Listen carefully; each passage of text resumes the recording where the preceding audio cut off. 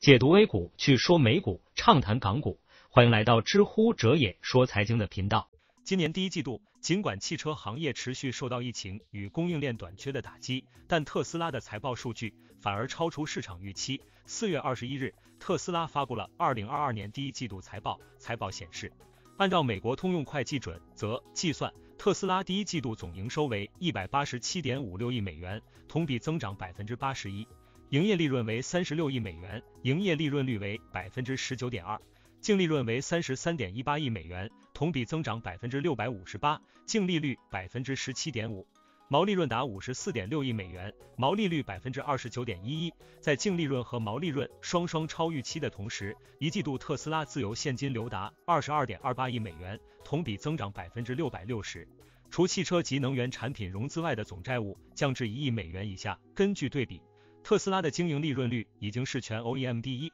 超过传统车企，赚钱能力毋庸置疑。而业绩表现亮眼的原因，一方面与特斯拉销售规模的扩大脱不了关系。产销方面，特斯拉2022年第一季度的产量为305407辆，同比增长69%，交付量为310048辆，同比增长68%。第一季度，特斯拉汽车业务收入达到168.6亿美元，同比增长87%，汽车毛利率跃升到32.9%，较去年第一季度高6.36%。特斯拉2021年的单车毛利率就已经达到30.6%，提升到32.9%，意味着特斯拉的单车毛利率还在不断增长。以国内 Model Y 的售价推算，特斯拉每卖一辆车就能获得近10万元的毛利。另一方面，或许也受益于特斯拉全系电动汽车价格上调。今年3月，特斯拉首席执行官埃隆·马斯克表示，特斯拉面临原材料和物流方面的巨大通胀压力。随后，特斯拉仅在8天内就连续3次价格上调。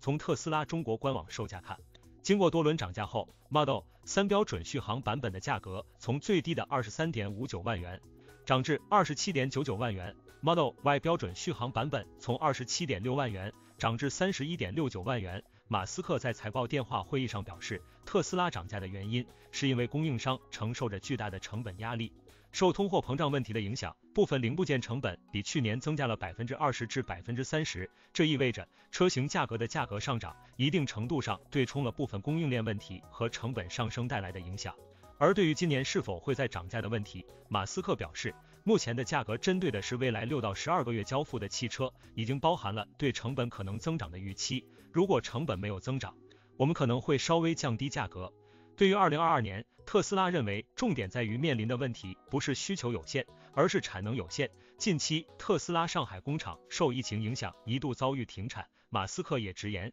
多家工厂已经几个季度开工不足，供应链成为主要限制因素，且这个问题可能将持续出现在2022年。不过，对今年整体的生产和交付计划，马斯克还是充满信心。马斯克在投资者电话会议上表示，特斯拉今年的汽车交付量增长幅度有望达到60%，未来几年有信心实现平均50%的年交付增长率。为此，马斯克为特斯拉立下了2022年生产150万辆的目标。他认为今年将会看到上海工厂的创纪录产量，即 Q2 产量预计将与 Q1 相当， Q3 和 Q4 产量将进一步提升。自建工厂在特斯拉看来一直是核心竞争力的重要部分，尤其是在近期开业的2个工厂。这一点从特斯拉财报中附带的图片就可看出，工厂开业是特斯拉第一季度欢庆的主题。柏林超级工厂的生产交付工作目前已于2022年3月启动，德州超级工厂的生产交付工作也于4月正式启动。由于使用了前后一体压铸车身零部件，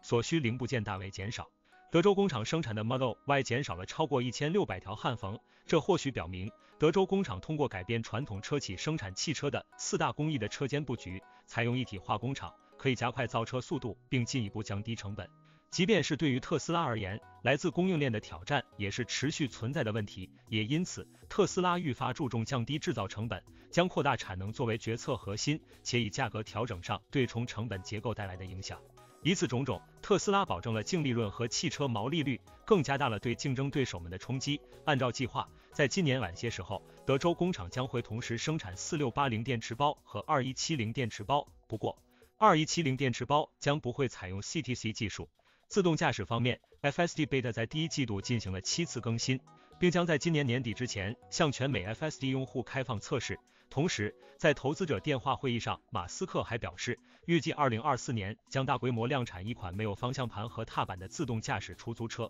在汽车行业跌宕起伏的2022年，首富马斯克显然还将忙碌不减，要将交付与赚钱的大计紧紧握在手中。